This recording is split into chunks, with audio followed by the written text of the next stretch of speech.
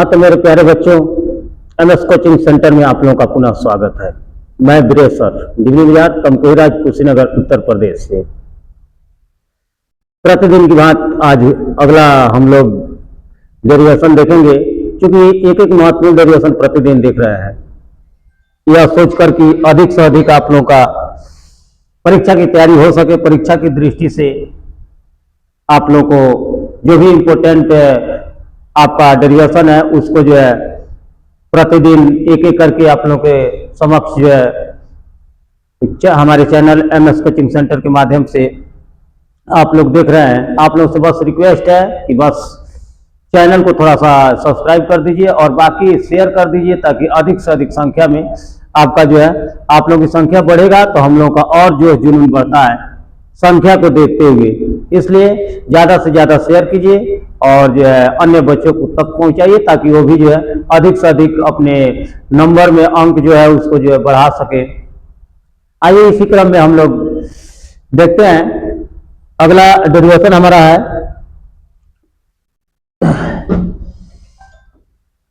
देखते हैं अगला डेरिवेशन हमारा। एक मिनट, ठीक है, आ गया।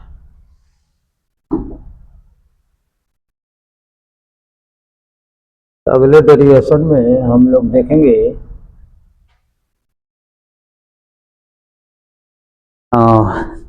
अगला डेरिवेशन हमारा है आपका कूलाम का नियम, जो बहुत ही चर्चित आप लोग का डेरिवेशन है और बिल्कुल आसान, क्योंकि हमारे चैनल पर कूलाम का नियम अभी तक नहीं डाले थे, क्योंकि बिल्कुल इजी था।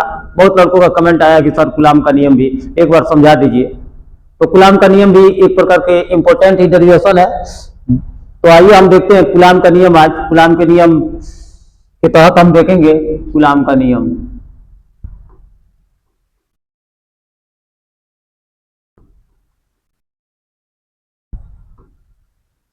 कूलाम का नियम, कूलाम्स लॉ आज जो हम लोग देखेंगे कूलाम का नियम चूंकि अगर देखा जाए तो जो है जो न्यूटन ने क्लास 11 में, क्लास 11th में आप लोग पढ़े होंगे न्यूटन का गुरुत्वाकर्षण का नियम, या जो है 9th में भी पढ़े होंगे न्यूटन का गुरुत्वाकर्षण नियम। सेम वही है, उसी का फोटो कॉपी है।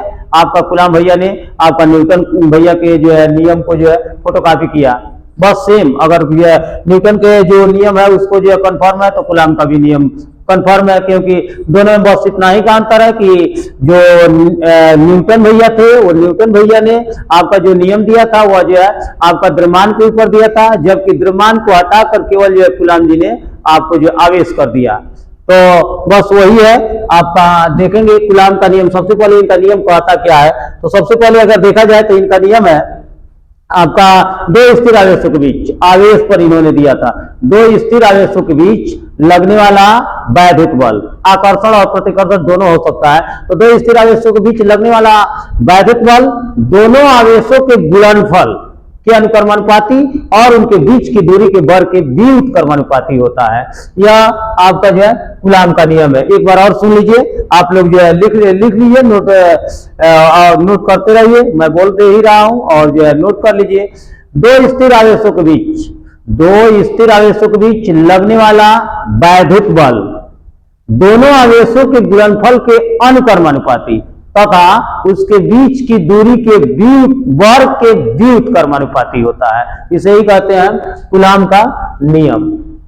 एक बार और रिपीट कर दे रहा हूं। दो स्थिर आवेशों के बीच लगने वाला वैद्युत बल दोनों आवेशों के गुणनफल के अनुक्रमानुपाती और उनके बीच की दूरी के वर्ग के व्युत्क्रमानुपाती होता है। इसे ही कहते हैं कूलाम का नियम। अर्थात अगर देखा जाए तो इनके नियम के अनुसार अगर देखा जाए तो दो आवेश है, मानकर चलिए कि यह एक पहला आवेश है Q1 और इससे कुछ दूरी पर एक दूसरा आवेश है Q2 और इनकी बीच की दूरी मान लीजिए R है। ये आपका पहला आवेश है Q1, दूसरा आवेश है Q2 और इनकी बीच की दूरी R है।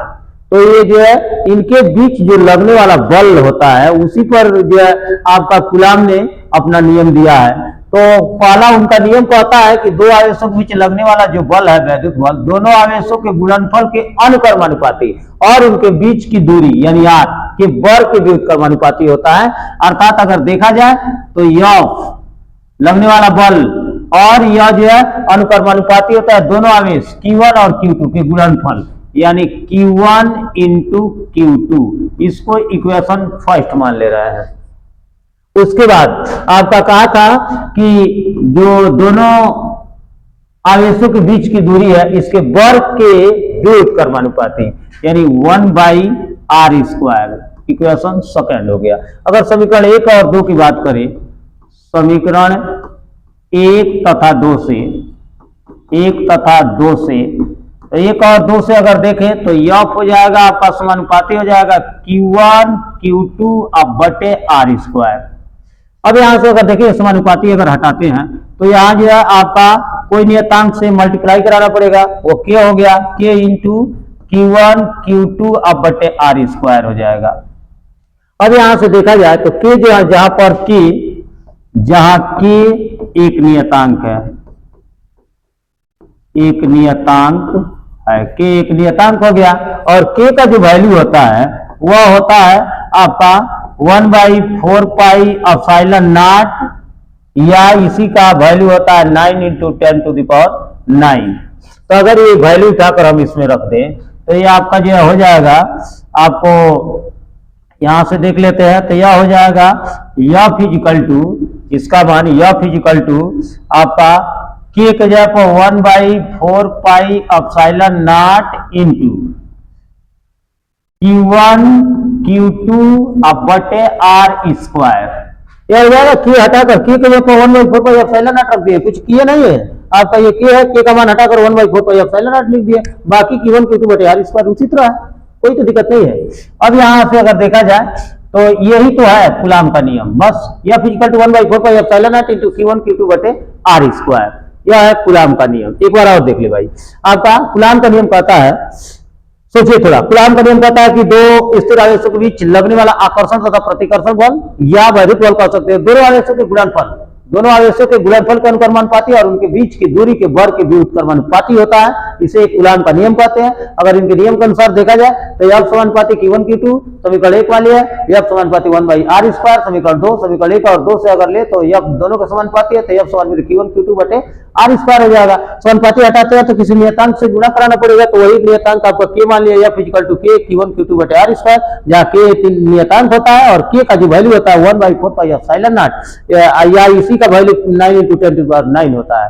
अब यह k की वैल्यू उठाकर अगर यहाँ भर दे हम तो F equal to 1/4 pi epsilon naught Q1 Q2 बटे r²। लेकिन इतना ही नहीं पूछता है परीक्षा में, परीक्षा में पूछता है यहाँ पर एक एप्सिलॉन नॉट दिया है, ठीक है, एप्सिलॉन नॉट या एप्सिलॉन 0 को बात एक ही हुआ, इसका मान पूछ देता है, मात्रक पूछ देता है, बीमा पूछ देता है।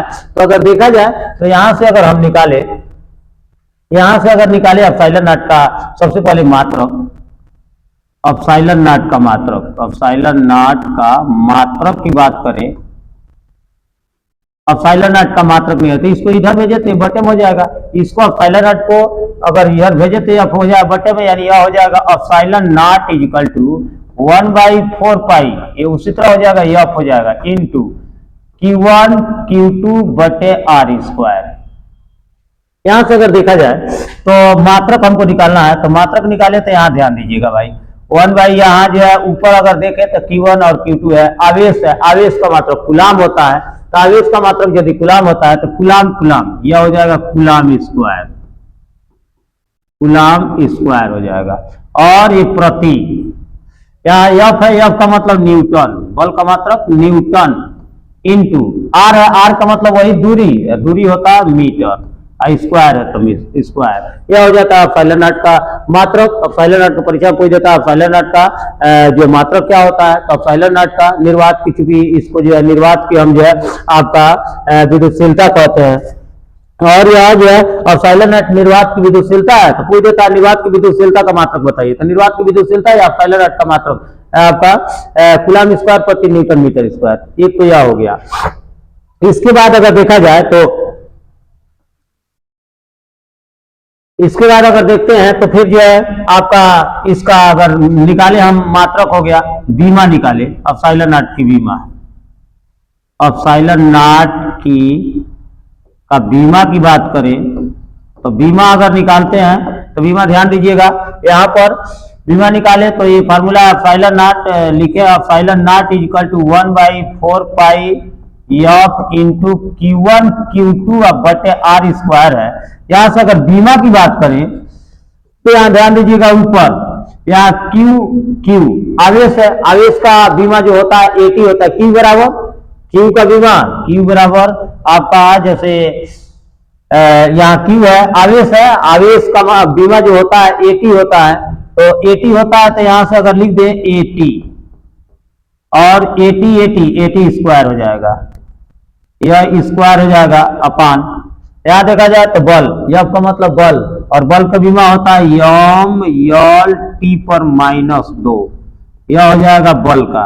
और फिर यहां बचा आपका दूरी यल होता है, यल का स्क्वायर हो जाएगा। यानी सब मिला जुला कर अगर देखा जाए तो इसकी बीमा हो जाएगा आपका, इसको ऊपर भेज दें तो यम को हो जाएगा इनवर्स, और फिर जो है यल यहाँ 1 है यहाँ 2 है, यहाँ 2 है यहाँ 1 है, 2 और 1 मिलकर 3 हो जाएगा, यानी जो है हो जाएगा यल पर -3, ऊपर जाएगा 2 और 1 3 ऊपर जाएगा तो माइनस होगा। टी अगर देखा जाए तो यहाँ 2 है माइनस का, ऊपर जाएगा तो प्लस का 2 और 2 यानी टी पर हो जाएगा 4 और ए, यह हो जाएगा आपका यम इनवर्स यल पर -3 टी पर 4 ए, ये हो जाता है बीमा आपका जो है यहाँ ए स्क्वायर है, टी पर भी है ए पे भी है, तो ए का भी स्क्वायर हो जाएगा, यह हो जाएगा आपका बीमा। हम जो है यह एप्सिलॉन नॉट का बीमा हो गया। अब देखा जाए तो अब यह हो गया एप्सिलॉन नॉट का मात्रक, एप्सिलॉन नॉट का बीमा। अब हम जानेंगे एप्सिलॉन नॉट का आपको मान कितना होता है। एप्सिलॉन नॉट का मान अगर निकाले, इसको स्क्रीनशॉट ले लीजिए।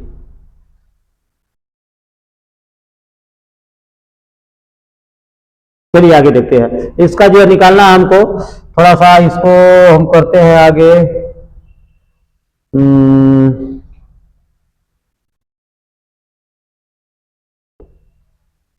इसको थोड़ा सा दूरी,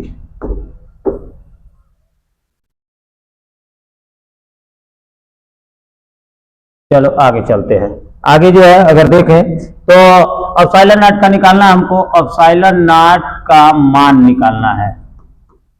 एप्सिलॉन नॉट का मान पूछ देता है परीक्षा में, एप्सिलॉन नॉट का मान होता कितना है। एप्सिलॉन नॉट का मान निकालना है तो सीधा सी अभी एप्सिलॉन नॉट का जो है लिखे थे हम, एप्सिलॉन नॉट के लिए हम लिखे थे अभी कि 1/4 pi epsilon naught is equal to होता है 9 × 10⁹।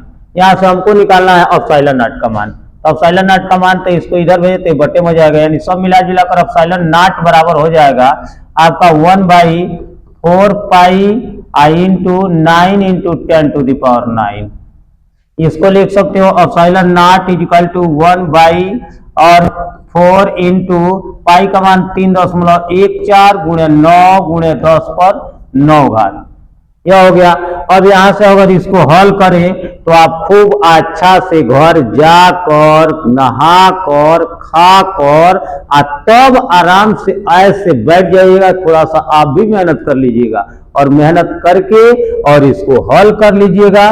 जब हल करेंगे तो इसका मान हो जाता है आपका 8.86 × 10⁻, आपका हो जाता है 10⁻⁻12। एप्सिलॉन नॉट का आपका मान हो जाता है 8.86 × 10⁻12। और क्या एप्सिलॉन नॉट का मात्रक अभी लिखाए थे कूलाम स्क्वायर प्रति न्यूटन मीटर स्क्वायर, यह हो जाता है आपका एप्सिलॉन नॉट का मान 8.86 × 10⁻12 कूलाम स्क्वायर प्रति न्यूटन मीटर स्क्वायर। बस यह जो है कूलाम का नियम है। आपको एक दो बार बैक करके वीडियो को जरूर देख लीजिएगा, एकदम कंफर्म जो 100% जो है एकदम जो है समझ जाओगे, कोई किसी तरह का कोई दिक्कत नहीं होगा। और थोड़ा सा आप लोग भी मेहनत कीजिए, मेरा बस आप लोग से इतना ही रिक्वेस्ट है कि अधिक से अधिक, मात्र परीक्षा का 1 से 1.5 माह और बचा है, और 1 से 1.5 माह में अगर मेहनत कर दिए तो एकदम जो है रिकॉर्ड तोड़ दोगे।